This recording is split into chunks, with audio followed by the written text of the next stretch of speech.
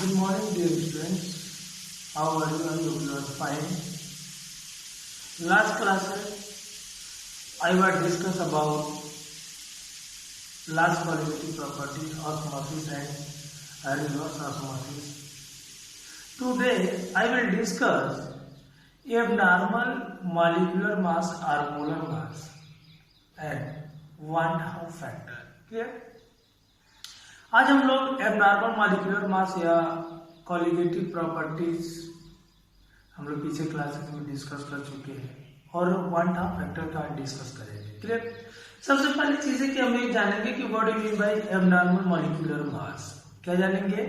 Abnormal molecular मास। Clear? Abnormal molecular मास होता है क्या है कि जब किसी मॉलिक्यूल का कॉलिगेटिव प्रॉपर्टीज के हेल्प से मॉलिक्यूलर मास डिटरमाइन करते हैं तो उसका जो एग्जैक्ट वैल्यू होता है उस एटम या मॉलिक्यूल्स का मॉलिक्यूलर मास जो एग्जैक्ट वैल्यू होता है वो डिफरेंस आता है। क्लियर? तो जो डिफरेंस वैल्यू होगा उसी को हम लोग कह देते हैं कि एबनॉर्मल मॉलिक्यूलर मास। क्या कह देते हैं?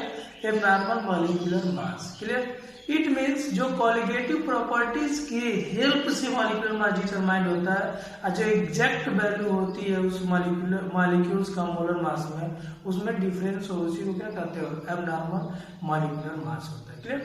जैसे अगर यहाँ से क्वेश्चन राइज होता है कि अगर किसी मॉलिक्यूल का कॉलिगेटिव प्रॉपर्टीज की हेल्प से अगर मॉलिक्यूलर मास डिटरमाइन करते हो और जनरली एक्सपेरिमेंटली एग्जैक्ट वैल्यू जो फाइंड है उसमें डिफरेंट आता क्यों है? क्लियर? तो जब ये क्वेश्चन राइज होगा तो दो फेज होते हैं जिससे किसी मॉलिक्यूल के मॉलिक्यूलर मास कॉलिगेटिव प्रॉपर्टी से डिटरमाइन करने पे चेंज जाता है। क्लियर? इट मीन जैसे आप जानते हो कि कॉलिगेटिव प्रॉपर्टीज हमारा डाइल्यूट सॉल्यूशन के लिए होता है जिसमें हमारा जो सॉल्यूशन की जो प्रॉपर्टीज है कॉलिगेटिव प्रॉपर्टीज है वो numbers of particle of solute पे डिपेंड करती है। क्लियर? तो नंबर्स ऑफ पार्टिकल्स जो सॉल्यूट के हैं उस सॉल्यूशन में या तो एसोसिएट हो जाते हैं या तो डिसोसिएट हो जाते हैं। तो उस सॉल्यूशन में उस सॉल्यूट पार्टिकल्स के एसोसिएट और डिसोसिएट होने से उसके जो मॉलिक्यूलर मास कॉलिगेटिव प्रॉपर्टी से डिटरमाइन होते हैं या तो राइज कर जाते हैं या तो डिक्रीज कर जाते हैं, या तो राइज कर जाते हैं या तो डिक्रीज कर जाते हैं। क्लियर? इसलिए उस कॉलिगेटिव प्रॉपर्टी से डिटरमाइन मॉलिक्यूलर मास में हमारा एग्जैक्ट मॉलिक्यूलर मास से क्या आ जाता है? डिफरेंट आ जाता है। क्लियर? जैसे अगर इसको हम लोग लिख के समझे, मान लो यहां लिख दे एबनॉर्मल मोलर और मॉलिक्यूलर मास ध्यान दीजिएगा।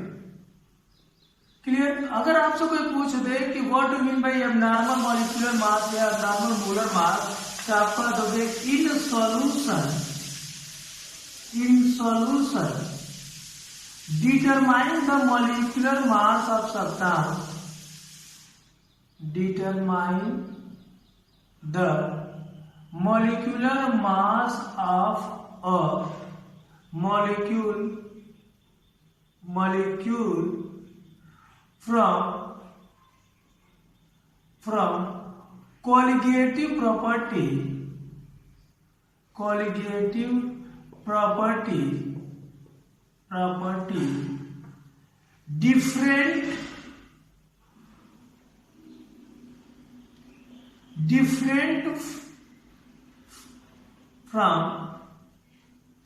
different from exact value is known as abnormal molecular mass।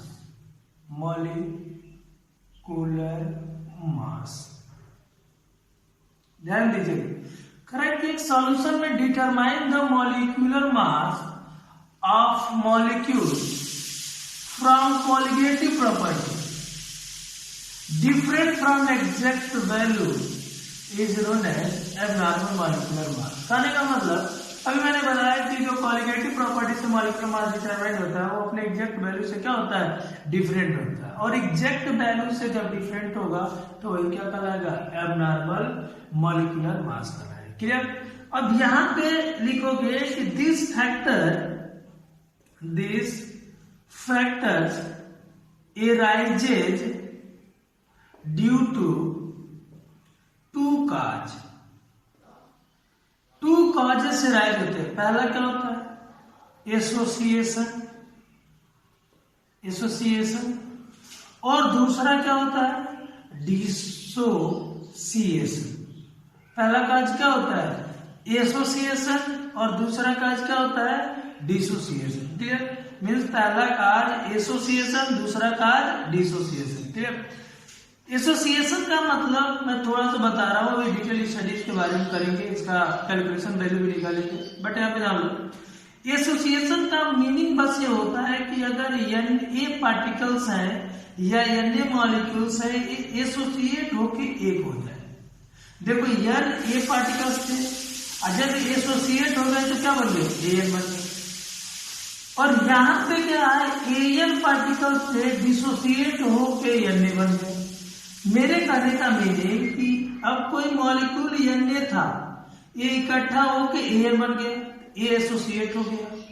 Dissociate का मतलब कि ये एक था और दो एक से अधिक में कन्वर्ट हो गया, तो क्या कहलाएगा, डिसोसिएशन कहलाएगा। ठीक। तो आई मीन आप लोगों को समझ में आ गया होगा कि एबनॉर्मल मॉलिक्यूलर मास क्या होता है, और इस एबनॉर्मल मॉलिक्यूलर मास होने के लिए कौन सा फैक्टर हमारा इसमें रिस्पॉन्ड करता है। क्लियर। तो आपको समझ में आ गया होगा कि एसोसिएशन और डिसोसिएशन ये दो फैक्टर राइज होते हैं, जिसमें सॉल्यूट पार्टिकल्स सॉल्यूशन में या तो एसोसिएट हो जाए नहीं तो डिसोसिएट हो जाए। तो उस एसोसिएशन और डिसोसिएशन होने की वजह से उस कॉलिगेटिव प्रॉपर्टी से जब हम उसका मॉलिक्यूलर मास डिटरमाइन करते हैं तो या तो बढ़ जाता है या तो घट जाता है। इट मीन्स अपने एग्जैक्ट वैल्यू से या तो कम होगा नहीं तो ज्यादा हो जाएगा, और वही कम या ज्यादा होना क्या कहलाता है, एबनॉर्मल मॉलिक्यूलर मास कहलाता है। क्या कहलाता है, एबनॉर्मल मॉलिक्यूलर मास कहलाता है। ठीक है। अभी हम लोग डिटेल स्टडी करेंगे कि एसोसिएशन और डिसोसिएशन क्या है। इससे पहले हम लोग वांट हाफ फैक्टर जान लें। क्या जान लें, वांट हाफ फैक्टर। देखिए एक इंपॉर्टेंट टॉपिक है want Hoff factor, want half factors, ध्यान दीजिएगा, ये बहुत ही इंपॉर्टेंट टॉपिक है वांट हाफ फैक्टर से, क्योंकि इससे बार बार क्वेश्चन पूछे जाते हैं। क्लियर। तो अगर आपसे कोई पूछे what is want Hoff factor, तो आप कहते हो कि द रेशियो ऑफ, ध्यान दीजिएगा, the ratio of observed colligative property, the ratio of observed colligative property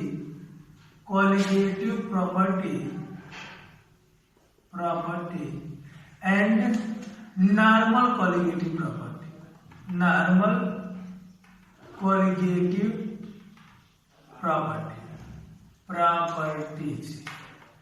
is known as want half factor। Clear. समझ में आया होगा। The ratio of observe colligative property and normal colligative property is known as van't Hoff factor. Clear. It is represented by small I. किससे represent करते हो, small I से represent करते हो। क्लियर। ध्यान दीजिएगा, जब यही चीजें मोलर मास के रिस्पेक्ट में होता है तो नॉर्मल मोलर मास ऊपर हो जाएगा और ऑब्जर्व मोलर मास नीचे हो जाएगा। क्लियर। तो यहाँ पे फार्मूला बन जाएगा van't Hoff factor I is equal to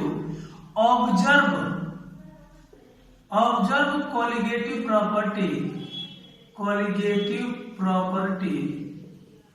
properties upon normal colligative properties. ध्यान दीजिएगा, नॉर्मल कॉलिगेटिव प्रॉपर्टीज। अब क्लियर। इसको अगर मोलर मास के रिस्पेक्ट में लिख दिया जाए तो ऐसे लिख सकते हो कि molar mass, normal molar mass upon observe molar mass, normal molar mass upon observe molar mass. Clear? इसको और भी ऐसे लिख सकते हो कि total numbers of particles after association और dissociation upon total numbers of particles before association और dissociation is known as 1/2 factor. Clear? 1/2 में इस आई की वैल्यू के बेस पे सॉल्यूट को सॉल्यूशन में associate, dissociate, neither associate not dissociate, dimerise होने के लिए कैलकुलेटेड वैल्यू निकाला। क्लियर? और उन्होंने ये कहा कि अगर किसी पहले केस में बताया कि अगर किसी सॉल्यूट का 1/2 फैक्टर की वैल्यू 1 हो जाए तो वो नाइदर एसोसिएट नॉर डिसोसिएट। ध्यान दीजिएगा, नाइदर एसोसिएट नॉर डिसोसिएट। दूसरे केस में कहे कि अगर 1/2 फैक्टर की वैल्यू 1 से कम हो जाए तो हमारा क्या होगा, solute will be associate means कर दिए कि अगर 1/2 फैक्टर की वैल्यू 1 से कम हो जाए तो उस केस में सॉल्यूट की वैल्यू क्या हो जाएगी, एसोसिएट हो जाएगी। क्लियर? तीसरा केस ये कहे कि अगर 1/2 फैक्टर की वैल्यू 1 से ज्यादा हो जाए तो सॉल्यूट विल बी डिसोसिएट। क्या हो जाएगा, डिसोसिएट।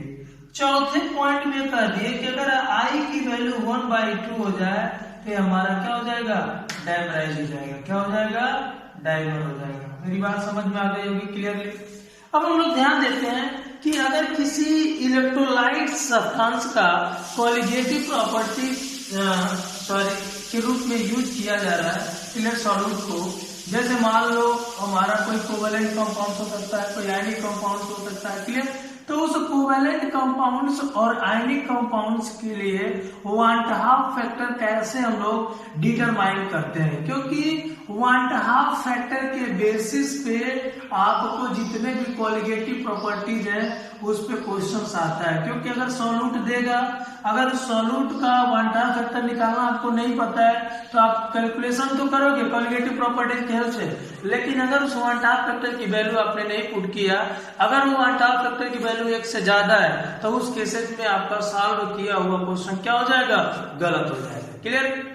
जैसे देख लो, अगर मैं कह दूं कि यहाँ पे की पॉइंट्स में कि को always pure covalent compound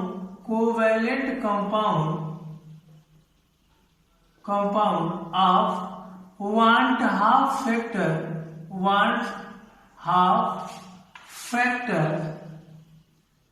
factors is 1। मतलब प्योरेस्ट कोवेलेंट कंपाउंड के लिए 1/2 फैक्टर की वैल्यू क्या होगी, 1 होगी। जैसे मान लो कोई क्वेश्चन दिया होगा और C6H12O6 ग्लूकोज हमारा ले रहा है, किसके लिए, हमारा सॉल्यूट के रिस्पेक्ट में। किसके रिस्पेक्ट में ले रहा है, सॉल्यूट के रिस्पेक्ट में। इस केस में 1/2 फैक्टर की वैल्यू क्या हो जाएगी, 1 हो जाएगी। सुक्रोज लिया जा रहा है, सुक्रोज अगर लिया जाए तो सुक्रोज का फार्मूला जानते हो, C12H22O11। तो इस केस में भी हमारा आई की वैल्यू क्या हो जाएगी, 1 हो जाएगी। परंतु अगर हम लोग फॉर आयनिक कंपाउंड्स के लिए लेते हैं आयनिक कंपाउंड, तो ionic compound for ionic compound 1/2 factors, ध्यान दीजिएगा, for ionic compound 1/2 factors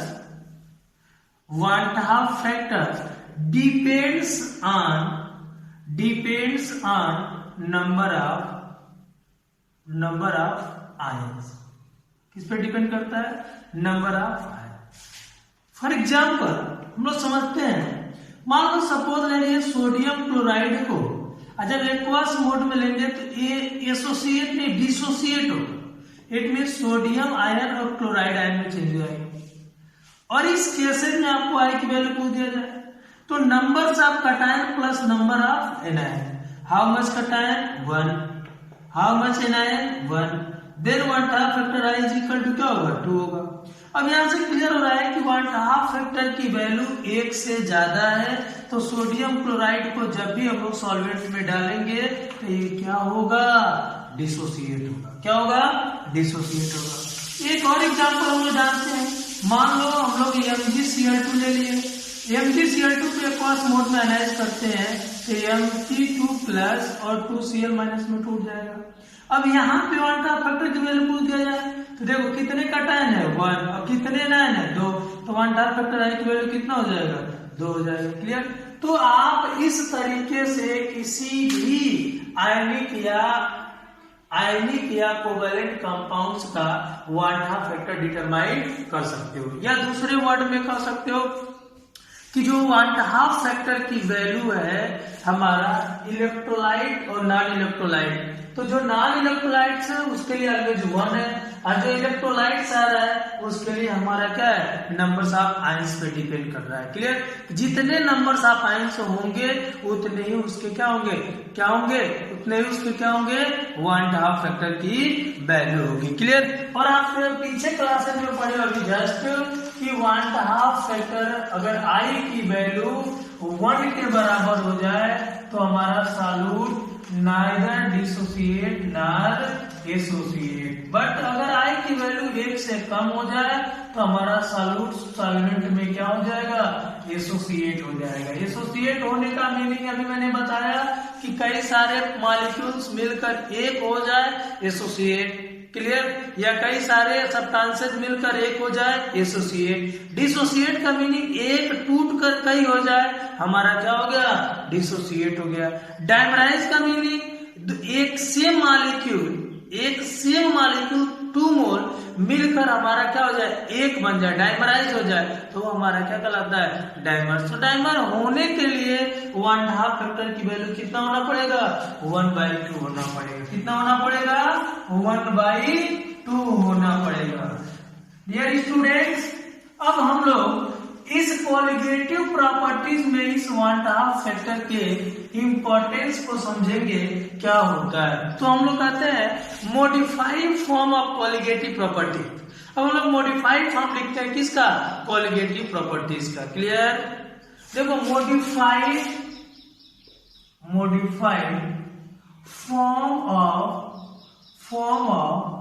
colligative properties मतलब ये आप लोग समझ जाओ कि 4 तरह की कॉलिगेटिव प्रॉपर्टीज पढ़े हो, और उन चारों कॉलिगेटिव प्रॉपर्टीज का हम लोग मॉडिफाइड फॉर्म लिखते हैं। जैसे देख लो, पहला कॉलिगेटिव प्रॉपर्टीज क्या है, relative lowering vapour pressure. Relative lowering vapour pressure, ये आपने फॉर्मूला पढ़ा, P0 minus PS upon P0 is equal to mole fraction of solute, it means I into small n by capital N। Clear. ये mole fraction of solute है। यहाँ पे मैंने solute के solution होता है तो सॉल्यूट के कंपोनेंट को इसके रिस्पेक्ट में क्या कर दिया है, नेग्लिजिबल कर दिया है, क्योंकि colligative property is define as dilute solution. Clear. दूसरा क्या होगा, एलिवेशन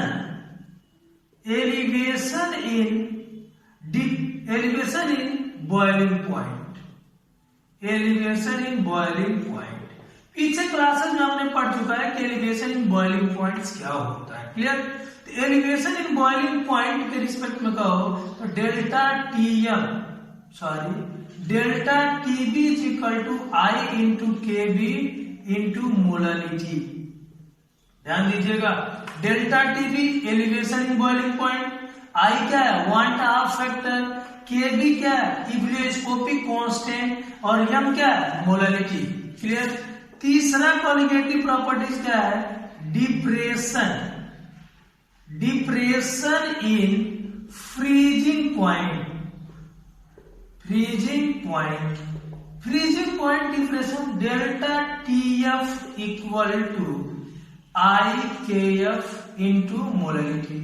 ये भी आप लोग जानते हो, delta TF depression in freezing point, I क्या है, 1.5 फैक्टर, KF क्या, क्रायोस्कोपिक कांस्टेंट या डिक्रेशन मोलर कांस्टेंट, M क्या है, मोलालिटी क्या है। चौथा पॉइंट क्या करता है, osmotic pressure. Osmotic pressure, osmotic pressure का मीनिंग आप पढ़े हो, pi is equal to I C R T. Clear, आप जानते हो पाई क्या है, ऑस्मोटिक प्रेशर, आई क्या है, 1/2 फैक्टर, सी क्या है, कंसंट्रेशन, आर क्या है, गैस कांस्टेंट, टी क्या है, टेम्परेचर। क्लियर, ये हमारा चारों कॉलिगेटिव प्रॉपर्टीज का मॉडिफाइड फॉर्म है जब 1/2 फैक्टर गिवन हो, या 1/2 फैक्टर के लिए आपको सॉल्यूट गिवन हो और सॉल्यूट के लिए 1/2 फैक्टर डिटरमाइन करते हो। क्लियर, समझ में आ रहा है। अब दो चीजें और आप लोग को नेक्स्ट लेक्चर में मैं बताऊंगा कि कैसे हम लोग डिग्री ऑफ एसोसिएशन निकालते हैं, डिग्री ऑफ डिसोसिएशन निकालते हैं। बट रिगार्डिंग टू एनसीईआरटी हमारा सिलेबस सॉल्यूशन चैप्टर क्या हो गया, समाप्त हो गया। Thank you.